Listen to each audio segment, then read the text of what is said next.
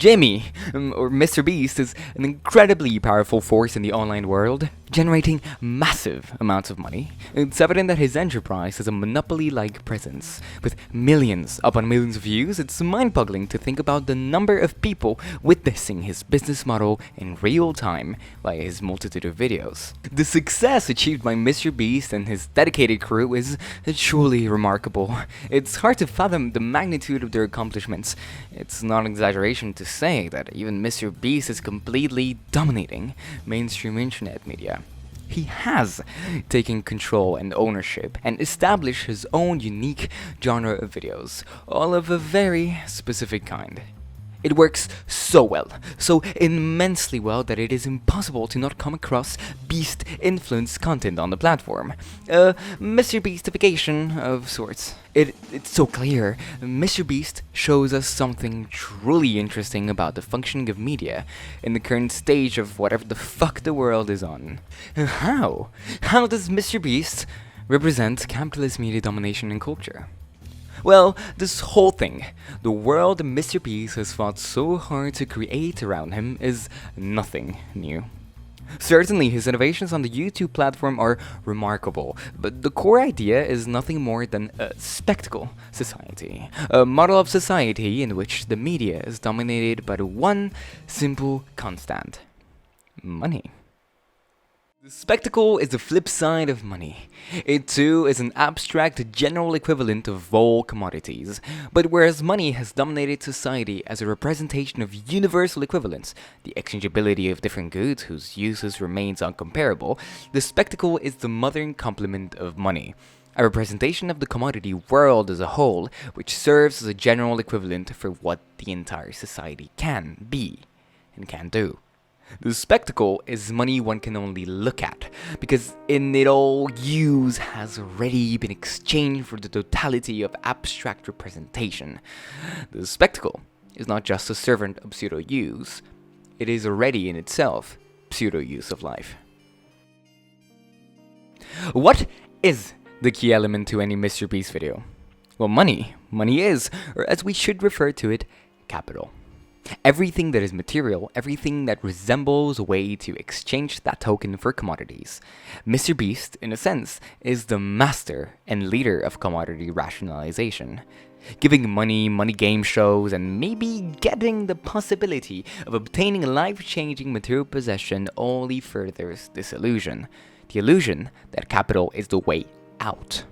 His business model relies on this, making it so the whole process of him doing the most and absolutely cynical business actions in front of millions is justified because of his light altruism. One can definitely argue the validity of such actions, but it is simply not the point, nor an interesting one in the absolute of things, considering this is a constant of all members of the upper class. What is impressive about Jimmy is the amount of power his videos have on rationalizing strictly monstrous consumerism. The spectacle that I refer to is the society that is dominated by money, and one that promotes such consumption and wasteful production of goods and certain services via mass media, and Beast's several channels are exactly filling that role. Abundance is everywhere in his videos. It is at heart what it's all about. Who doesn't like comfort, especially material comfort? Hell, I certainly do. It's appealing to the most basic needs of a human under capitalism, and his videos just make life seem like the most absurd kids version of capitalism you can find on any media. It feels almost like a psyop at points. Really, shit's fucking crazy. But the argument is nothing more than what he is doing is perpetuating a large behavior everyone has under this economic system: consumerism. He seeks people to consume, whether it is the videos he produces or material goods he gives away or makes them accomplish something to entertain the literal 7-year-olds watching him on loop. Exchanging human activity of the most basic aspect is the core concept of labor, as the constant of people renting themselves in order to get a slight, very slight part of what they produce. Now, this is not making the argument that people participating in Jimmy's videos are exploited like kids in sweatshops in Cambodia, but it's the cultural significance that matters here. He is in your face, renting labor and profiting off his sales or the activity of someone else. Peak televised capitalist production. And as mentioned before, he rationalizes this by simply giving away more than a regular person would receive in a more conventional setting. In any case, his humanistic approach grants him the edge over the regular corporate bros around him. MrBeast is willingly based on ideology or not, replicating and perpetuating behaviors that are ingrained in this culture. This makes even social situations in his videos a commodity. The spectacle is a stage at which the commodity has succeeded in totally colonizing social life. Commodification is not only visible, we no longer see anything else. The world we see is the world of the commodity. He makes familiar situations, the appeal to emotion, the drama and the suffering of millions into the simple way to get his way. He may not be responsible for the wrongdoings of big capital, but for sure he benefits from it, to a certain degree of course. He has made his friends into a commodity for people watching, an eye candy, a carrot at the end of the stick to let the YouTube money printer on going. He shows that no matter the topic, no matter the situation, and no matter the time, capital, profit, and business will always be omnipresent. Capitalist Realism's author, the great and beloved, at least by me, Mark Fisher, has a perfect way to describe such a phenomenon, the business anthology of the real. Over the past 30 years, capitalist realism has successfully installed a business ontology in which it is simply obvious that everything in society, including healthcare and education, should be run as a business. We are in a constant state of self-awareness towards the world we live in today, comprising all its flaws and atrocities, yet we decide as a collective, as a global society, to ignore it, to move past it. We are in a constant state of capitalist realism. So exposed to this system that it's easier to imagine the end of the world than the end of capitalism, as Zizek would say. We have lived submerged in a system that has filtered through until the very last bit of existence. How? Well, as I mentioned previously, by making a business out of literally fucking everything, having what we would call nowadays a grind set or whatever, and creating the aforementioned business ontology. MrBeast made a business out of everything himself, from counting to the simple act of giving. Giving what?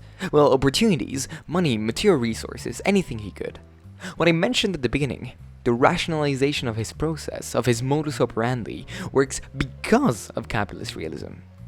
People simply do not care, not even realize how MrBeast has renewed and applied a new modern principle of spectacular society to YouTube, a platform with the large ability to democratize, decentralize, and debusinessify any kind of media, whether it is its creation or its consumption. Simply, MrBeast's rise to the top of the platform is genius, and not claiming so is definitely disingenuous. He has cracked the code of how it functions, to pair it with a very cynical view, however. None of this was extremely well known until very recently, starting a few years ago, I would say. MrBeast started to go on podcasts, some of which I explored to understand his pure position. And it is clear, he is as ingrained in this culture as anyone else is. The reason why he so defends these positions is nothing short of his own capitalist realism, of his own bubble, of his own sphere. The object of the critique is simply not to hate on him, as I don't know him personally, nor do I intend to do so, but rather analyze how and why he is a perfect example of media domination and culture under capitalism. But diverging a little bit and changing it up, and taking another example of a MrBeast adjacent creator named Ryan Trahan, which many of you will know, shows us the multitude of ways in which this can manifest. All of this guy's videos have the same premise. It is about cynically making a business out of either consumption or putting up with entertainment with the literal toddlers that watch him. The main difference with Jamie's videos is the relationship to the consumption. Ryan has a more grounded manner of consuming, one that relates much more to his general viewer. After all, the only reason we consume such commodities in such large scales and quantities and frequencies is because of the influence many media can have on our psyche, even raiding us in our dreams. There is not much fantasy to it, of course, but the outcome stays the same. The key object of his main series is money, or more so, the lack of it, actually. In the so-called penny series, the lack of money, of capital, of any kind of material possessions creates this illusion of vulnerability, and that is what makes the viewer not realize what he is trying to do in order to complete his challenge. Make a business out of it. I mean, he doesn't have any other alternative. Well, that is, of course, if you consider reselling water bottles as a business. Apart from showing the clear and near impossibility of climbing up the American social ladder, with Ryan literally relying on people giving him money out of pity or amusement on the concept, the series is another way to show how this culture is key to modern YouTube. I mean, his videos have millions and millions of views. Not MrBeast levels, but it's enough to be on everyone's trending page every single time he attempts one of these challenges. The meta-realism, that being the self-awareness of our mere existence, makes consumption of these videos quote-unquote guilt-free. Does the phrase, "there is no ethical consumption under capitalism" ring a bell? Well, it's kind of like that, yeah. Many people like to either overlook the moral side of Jimmy's videos or wrongly hyper-focus on them. As Mr. Fisher said, a moral critique of capitalism, emphasizing the ways in which it leads to suffering, only reinforces capitalist realism. Poverty, famine, and war can be presented as an inevitable part of reality, while the hope that these forms of suffering could be eliminated easily painted as naive utopianism. Capitalist realism can only be threatened if it is shown to be in some way inconsistent or untenable. If that is to say, capitalism's ostentable realism turns out to be nothing of the sort. Are we doomed? Is this the end of YouTube? Well, no. Well, not very far from it. It is not exactly a worrying situation on a platform scale, since our society is just a much larger model of what I just spent countless of minutes bitching about, but more so a clear example of how such culture, such capitalist domination of any new media can exist, and to what degree.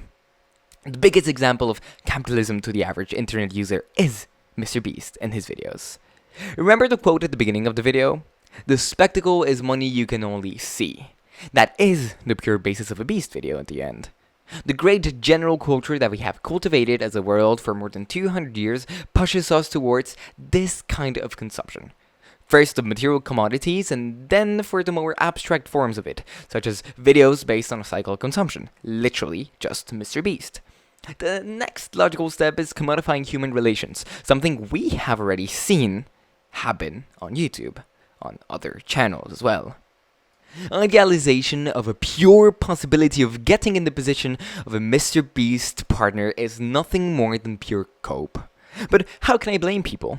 With the world stage worsening every single day, with more and more precarity and exploitation on a global scale, it's hard to not look at these situations of abundant capital and not wish to be in them. Like, most of the time I certainly do. My solution? I don't fucking know, I'm a YouTuber. What do I know? All I know, really, for certain, is that if we want to change at least a little bit of how obscene these concepts on YouTube have gotten, maybe, just maybe, stop watching YouTube Shorts. That shit fucking sucks. Thanks for watching.